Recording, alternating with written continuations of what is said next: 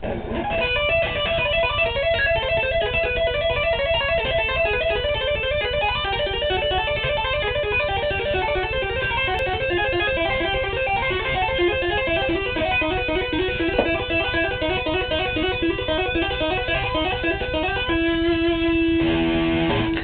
Teague here. Whoa! What's going on? A little tapping stuff. Let's jump right in.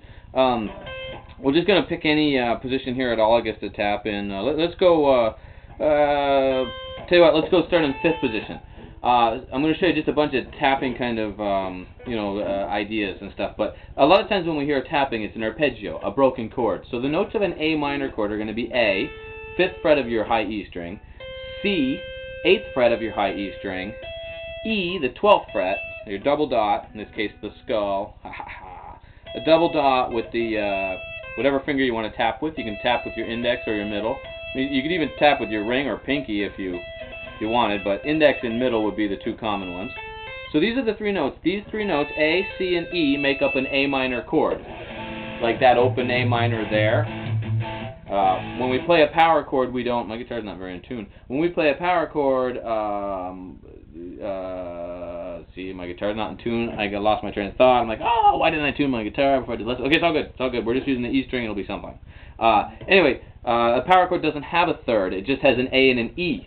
So it doesn't say whether it's like this A and this E, but there is no third. Minor third is the C, making it kind of sound minor, dark, kind of spooky or something. Major third kind of has a brighter, happy sound. Anyway, let's use the minor. Darkness imprisoning me. I might get sued. Okay, so we go E on the 12th fret. We're going to tap it. We're going to pull off back to this first finger. So you tap and then pull down to that first finger. And you can practice that. You could try it with different fingers if you wanted.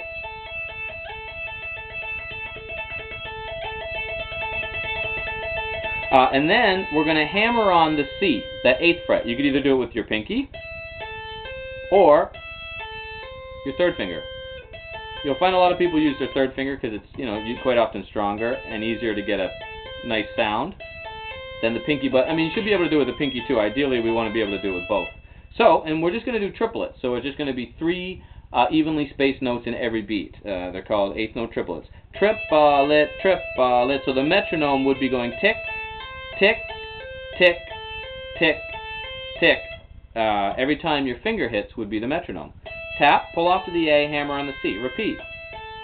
I start speeding it up. There's my 3rd finger, pinky. Yeah, now I'll just move my 1st finger. Aha, recognize those sounds, eh?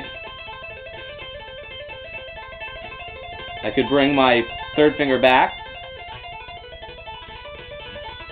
Anyway, you can make up anything you want, keeping that same pattern. Tap, pull off, hammer. The A minor was the 12th, 5th, and 8th, but we had fun with just moving fingers around and listening to the sounds we get.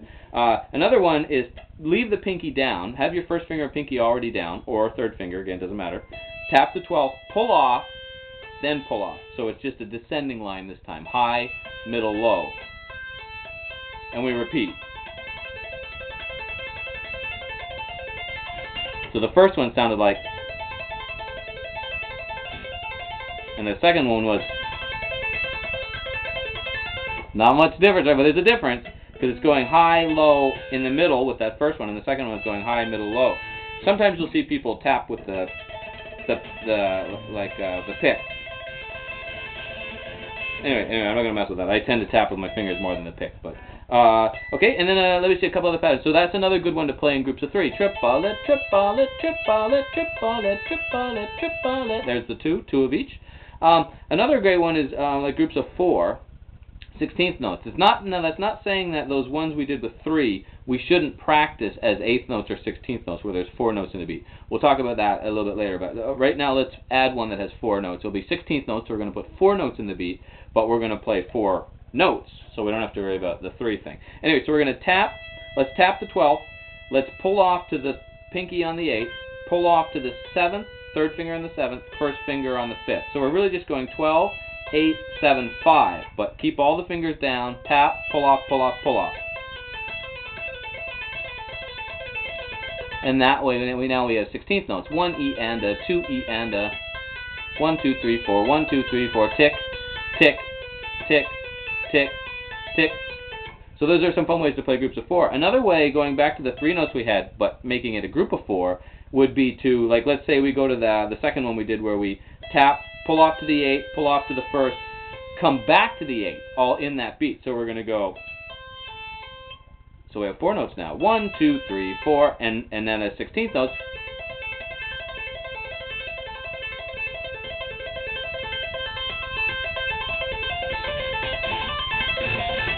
Anyway, you get the idea. It's kind of fun, right? Or the other one you could do, you could tap, pull off to the 1st, hammer the 8, pull back off for a group of 4.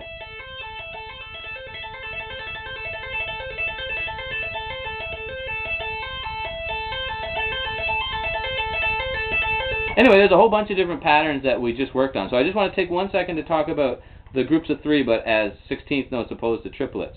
So when we first did these groups of 3, we were doing triplets, right? Triplet, triplet, tick, tick. So the tick is every time my finger hits. Tick, tick. So what I was saying is you can still play these groups of 3, but play them as 16th notes. So you have 1 E and a, 2 E and a, 3 E and a. So what's happening there is the tick isn't always on this E because the tick is going every 4 notes. So it would be go tick, tick. It would actually tick on that pull off to the C. So you get a different feel, which is super cool. And we'll talk about that in a later video. So you may want to subscribe if you want to keep moving forward. Plus I'm going to do a video for this cool tapping riff I just learned by Jeff Loomis from Nevermore.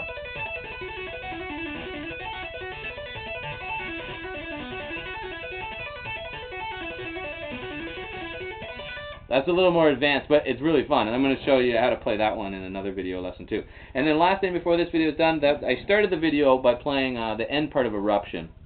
I just want to show you what he was doing. It's actually not that hard, it's just really fast.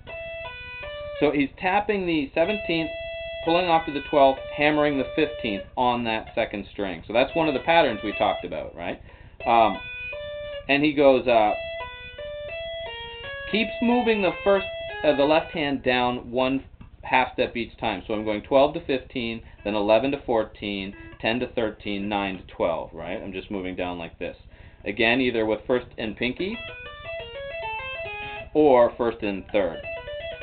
Oh, I guess each of them are twice. My fault. I'm always doing each of them once. It's 1, 2, right? Triplet, triplet, and then move it down.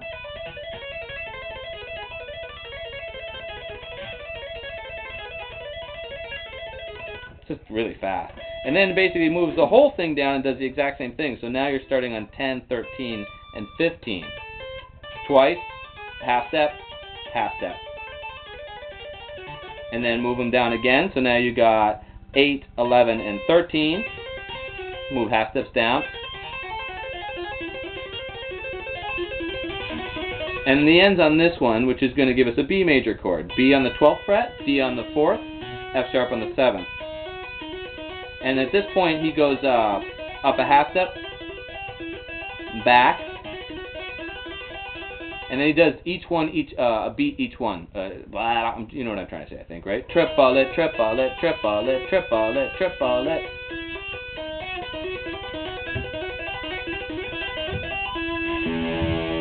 Anyway, a little bit fun with tapping. I'll do some more. I'm gonna show you that Jeff Loomis one. And then there's a couple other really fun ones that I like. And I'll show you something kind of fun with using pentatonic boxes to tap. Anyway.